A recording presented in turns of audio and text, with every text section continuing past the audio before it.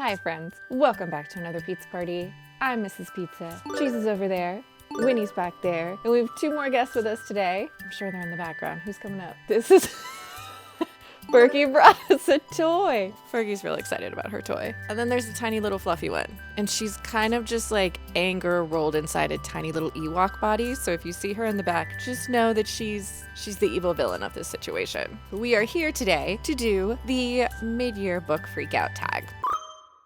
This is a tag that's been going around on booktube for a while, and since we are around halfway through the year, we're going to wrap up kind of what's been going on halfway through the year. I will have the questions listed in the description. If this is something you want to do too, do it. Do it. I want to see yours. I want to see it. I'm nosy. So let's get started. The first question is, what is the best book you have read so far this year? For that one, I actually am going to go with A Psalm for the Wild Built by Becky Chambers. This teeny little book packs a really big punch in a cozy, lovely way. I really enjoyed this. This is the story of sibling Dex, and they are a monk.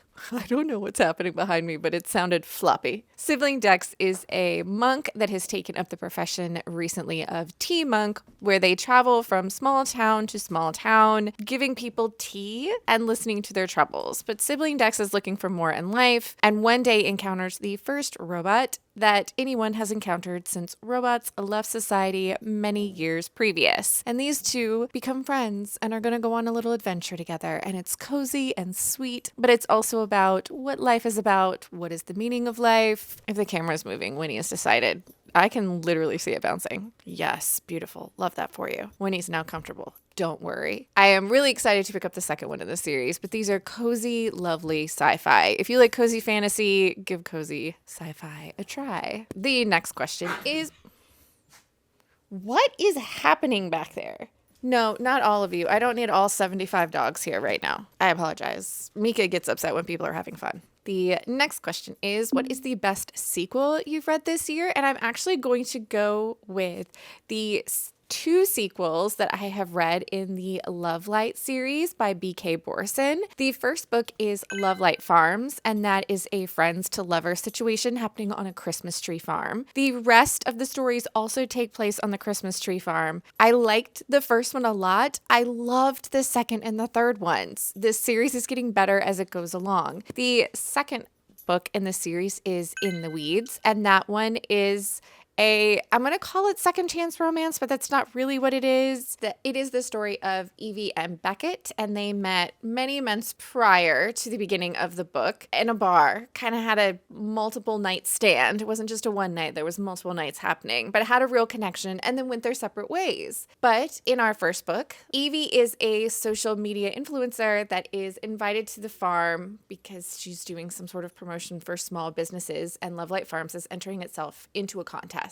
Well, Evie and Beckett see each other for the first time since their multiple night hookup in the first book. The second book is following Evie and Beckett as they reconnect on the farm. Beckett is just, I love Beckett so much. He gets overstimulated by lots of noise and sound and commotion. He's big and tattooed and a farmer and muscly, but also saves all these precious, he's saving kittens and ducklings, and Beckett is adorable. Evie's great too, but Beckett really is the star of the show. In the next book, which was Mixed Signals, it was Kayla or was it Layla? It was Layla and Caleb. I always want to say Kayla. I want to give them a Brangelina shortening. Their couple name. Layla also works at Lovelight Farms, and she's been having a rough time in the romance department, and the book opens up with her on a really awful date. Just a really awful date. But she is saved from having to find her own way home from this horrible date situation by Caleb. Now, Caleb has been sprinkled in some of the books previous. He used to be a sheriff in the town, but was fired for being too nice. Caleb has had a crush on Layla for a while, and you know this. Neither one of them has had a really good time in romance recently, and so these two kind of start fake dating, kind of dating of convenience to jumpstart their love lights again. Love Lives, not Lovelight, that's the series, Love Lives again. These are super duper sweet and just so easy to get through. And I chose these because even though I loved Lovelight Farms, each book is getting better for me. Number 3 is a new release that you haven't gotten to yet, and that is going to be Yellowface by R.F. Kuang. I have read Babel by this author, but I haven't read any of their other books. But this book is a departure from something that they've usually done. I think all of their other books previously have been in the fantasy genre, although I feel like they're not heavy fantasies. They're more historic fantasies. Historic novels with a little bit of fantasy sprinkled in. But this book is actually, I think, a thriller is what we're going to call it. The only thing I really know about this is the premise of the book is there is this author. She is our main character, and you're not really supposed to like her that much. She has a relationship with another author who has seen a lot of success, and our main character hasn't. But they have this kind of friendship, frenemies situation happening when our main character is spending some time with this friend of hers. The friend shows her a manuscript for a story that she has written, and then an accident happens, and that friend passes away, and our main character decides to take this manuscript and pass it off as her own. I mean, I think this has a lot of commentary on like social media, and I want to read this. I've been sucked in by the hype. I want to read this book. I like R.F. Kuang's writing, so I think I will like this. Even though I'm not a huge fan of thrillers, I like to be a little bit choosy about which ones I pick, but I have a feeling I'm going to like this one. I have a feeling. The next question is, what are your most anticipated releases for the rest of the year? And I have 2. The first one being something that I've already pre-ordered, and it comes out on August 15th, and that would be Thorn Hedge by T. Kingfisher. If you've watched any of my videos, you know I have a soft spot for T. Kingfisher books, both their fantasy and their horror books. And this is another installment in their fantasy backlist. I think it is a play on a Sleeping Beauty, I'm going to say like Sleeping Beauty influenced story. That's all I need to know. And it's T. Kingfisher. I'm in. I pre-ordered it. I'm going to love it. I know it. Oh, hello. The second book on this list, and I'm going to read this out because this is a long title and I might miss a word or two if I don't, is going to be Seduction of a Psychopomp, Erogenous Handholding, and Other Ways to Tame Your Reaper. This is by Elsie Winters and comes out on July 21st. This is the 3rd installment in a fantasy romance series, full-length novels. I think there's a novella that's also connected. The first one being Levithan Song, the second one being Magpies and Mayhem and Magpies, both of which I really, really enjoyed. Victor is a very, very powerful character. Reapers are these magical beings that obviously harvest souls. He can go kind of between dimensions, and he, I believe in the beginning of the novel, is told by the matriarch of his very old and powerful family that it's time for him to get married, and they found someone for him to marry. I think our female main character is brought into this arranged marriage because if she doesn't marry him, she's going to die soon, and so in order to live, she has to marry a reaper. Victor is very mysterious and comes across as, very dark and brooding, but throughout the other books, you get these little peeks at him being both sentimental and very, very sweet. Out of the blue, just surprisingly, he does something for his friends or their significant others that is very, very thoughtful and lovely. And so I am so excited for his story. I love a fantasy romance, and I'm excited about this one. And I've loved Elsie Winters books, all of the Elsie Winters books that I've read so far. Number 5 is, what was your biggest disappointment this year? And I'm going to have to go with Defend the Dawn. This is the second book in the Defy the Night series by Bridget Kemmerer. I enjoyed Defy the Night a lot. I think it had a lot of mixed reviews, but it's a YA fantasy with a little bit of romance happening. And it is the story of our main character, who is kind of a Robin Hood type character. She is living in a world where an illness has taken over, and there is one medicine available, and it is distilled from a flower that is very, very rare. So obviously in this world, the rich have a lot of access to this medicine and the poor do not. So our main character has been stealing the medicine to distribute it among the poor. She has a friend that she's been doing this with, but they are doing this illegally and have to be very careful when our main character is captured by the king's brother, who is our Prince Korik, I believe was his name, and he is the most feared and scary character in all of the kingdom. Now, the first book was a little bit of beat for beat what you think it's going to be, but I had a good time with the setting. I think our main character, I didn't actively dislike her, but she was kind of is it a Mary Sue is what they call people, where she was kind of good at everything, even though it made no sense that she was good at some of these things, and just everyone thinks she's the greatest, but like she's just kind of a blah. 2 yellow dogs, go that way. They're just having the time of their lives right now.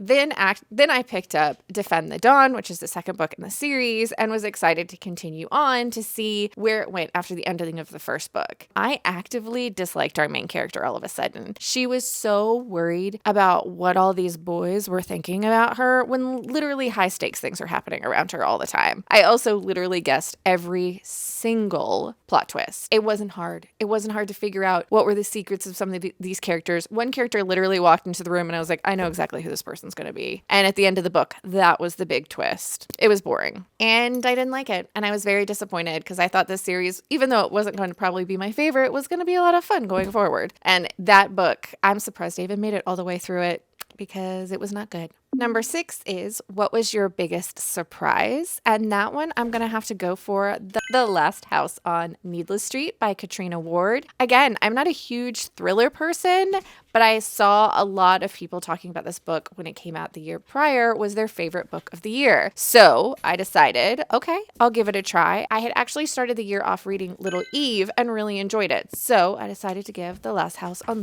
Needless Street a try. And man, did I enjoy this book. I couldn't stop talking about it for like a week afterwards. It's so twisty and dark and sad, but good. And just in The Last House on Needless Street, you have 3 perspectives. You have one from the man that lives in the last house on Needless Street, one from the woman who moves in across the street from the man who is the last house on Needless Street, and the third one is the cat that belongs to the man that lives in the last house on Needless Street. This jumping between the perspectives was so interesting and kept you really interested in what was going on because every perspective was just a little bit different. And I've said it once and I'll say it again. Katrina Ward is really, really good at changing how she describes things, how things in your mind change kind of the picture and I swear to God, the lighting changes in my head when different perspectives are happening in her stories. She's so good at just each individual perspective. This was twisty, twisty, twisty, and super dark. And if you haven't read it yet, I highly recommend picking it up because for someone that doesn't even usually love thrillers, this was definitely one of my favorite books of the year so far.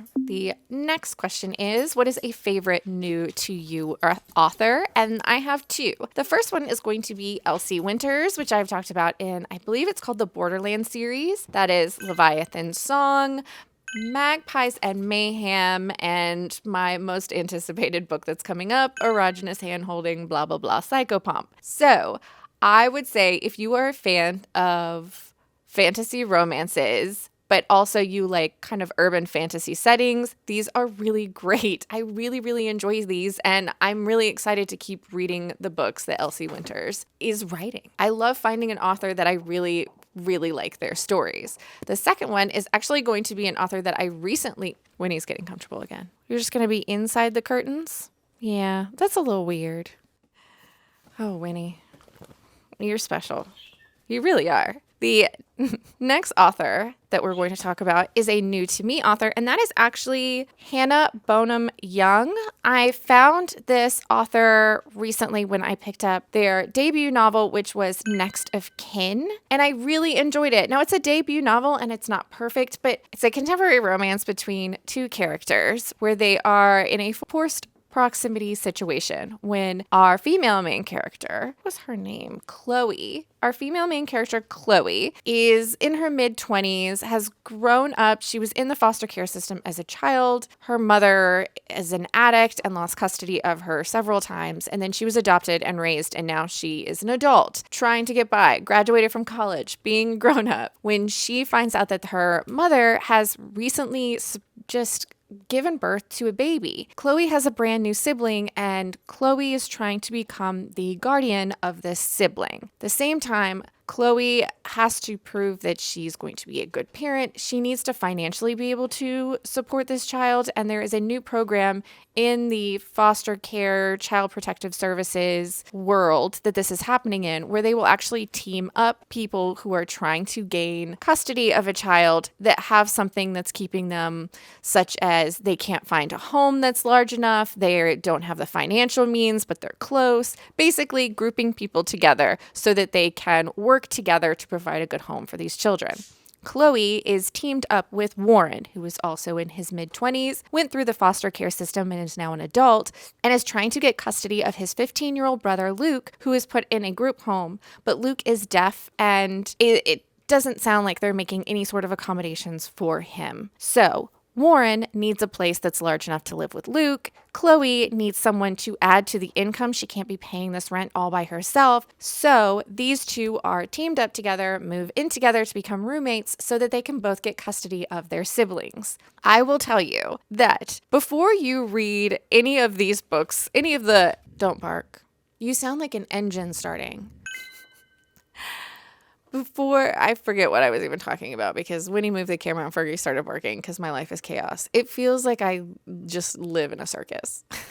Before you start any of the novels in this series, I highly suggest, or any novels in general, if you are sensitive to triggers, please check your trigger warnings. There is definitely some stuff that is triggering in this. Both of these young adults come from situations where they had parents that were either neglectful or abusive, had addiction issues, they've been through the foster care system, and check your triggers, because some sad things are happening. I wouldn't say these are dark, there's just a lot of emotion packed into them. I really enjoyed Next of Kin so much that I immediately picked up the second book in this series, and I'm looking forward to the next book that this author has coming out in a few months. This is just one of those authors that I think just randomly started showing up on my Goodreads feed and is going to be somebody that I now look forward to every book of theirs that gets published. Which segues us nicely into our next question, which is, who is your newest fictional crush? And that is going to be Matt from Next to You by Hannah Bonham Young.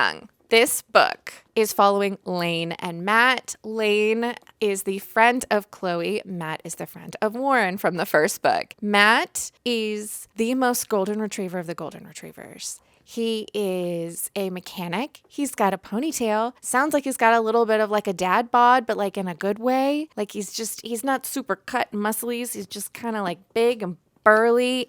And Lane is just going through a lot of things personally. But Matt is so supportive and lovely. And I will tell you, I cried so hard. I cried so hard at this book for all of the things that Lane is trying to work through. I think some of them hit me a little personally, but also because just Matt is so sweet and loving and kind and patient. And you can tell he is in love with Lane from the word go. It is just such a sweet story. It's a little hard to read at parts, but you are just rooting for these two people to get together, for Lane to get to a point emotionally and personally where she is in the right place to be with Matt. These two are friends in the beginning of this book, and it evolves into something more. But I will tell you, I cried real hard.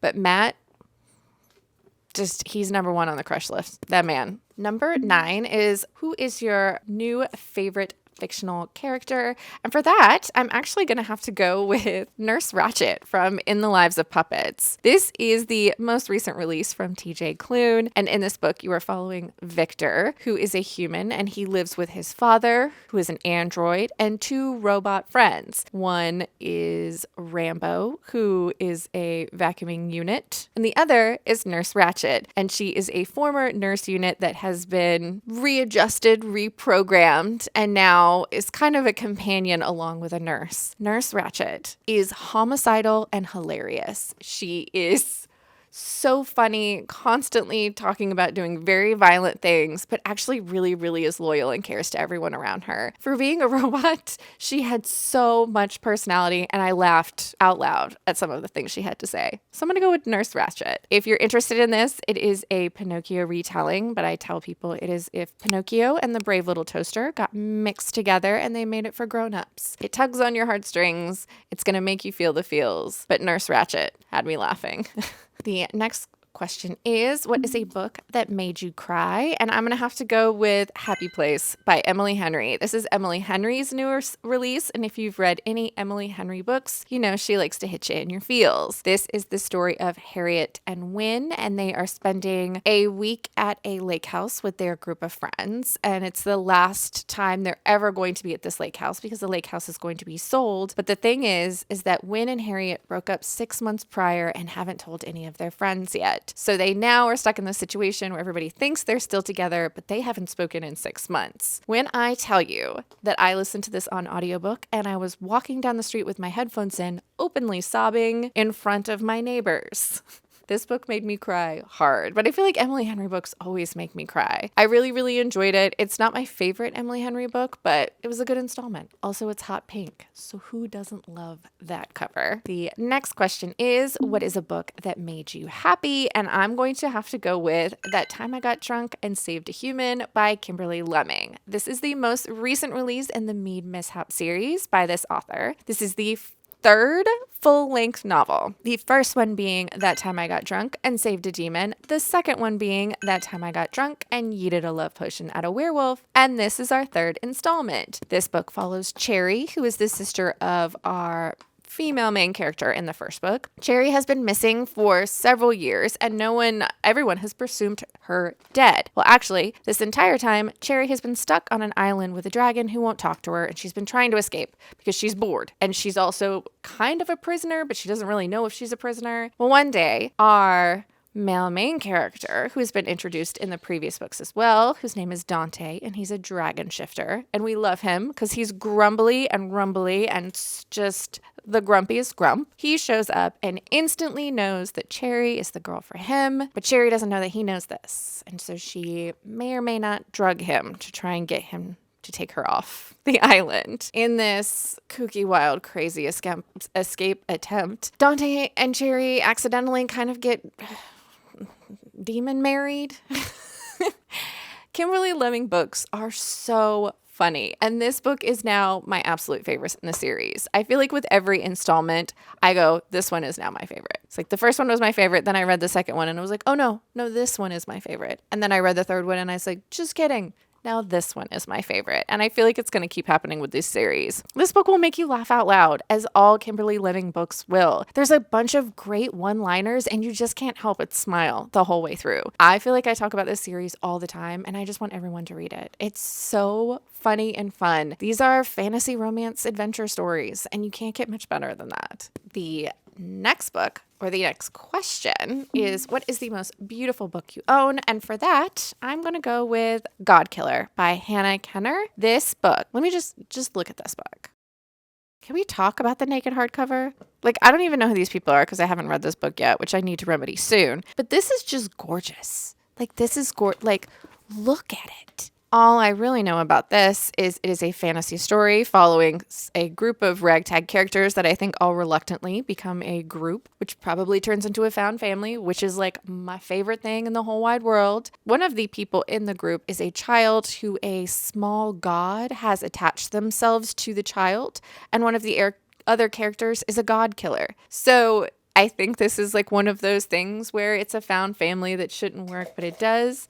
But it's beautiful. Just look at it. It's gorgeous. And the last question is, what is a book that you need to read before the end of the year? And for that, I'm going with this behemoth. This is The House of Sky and Breath by sarahj.maas, and it's a monster. I read the first book in the Crescent City series when it first came out, which is House of Earth and Blood, I believe, and promptly pre-ordered this bad boy and haven't touched it. I think the main reason that I didn't go into this is because I probably knew that I needed to reread the first one before I jumped into this mess so that I remembered everything. But the first book is also a behemoth. Also is a very floppy friend, where I think I prefer that to the hardcover edition that I have in the second one. I think I probably would have picked it up too if this was already a paperback, but I need to pick this up because I'm sure the third book is going to be coming out sometime soon. I'm not even going to look because then it's going to put even more pressure on me, but I need to get through this. I need to do this. This needs to get off my TBR. I mean, when it first came out, TikTok was going bananas with all the rundanon, and it still did not inspire me to pick it up. But that is going to be the end of the mid-year book freak out tag. There's been, I'm sure, all sorts of dog commotion happening behind me. Cheese literally has a bone right there, so if you can hear her juicy mouth, I apologize. But my life, once again, is chaos. Just chaos. So we're all just trying our best. If that juicy mouth bone makes her sit there and not try and engage all the other dogs, Winnie just moved the camera again. Cinematography by Winnie. If you feel like hanging out again, please subscribe. I hope you're reading good books out there, wherever you are, and I'll see you next time.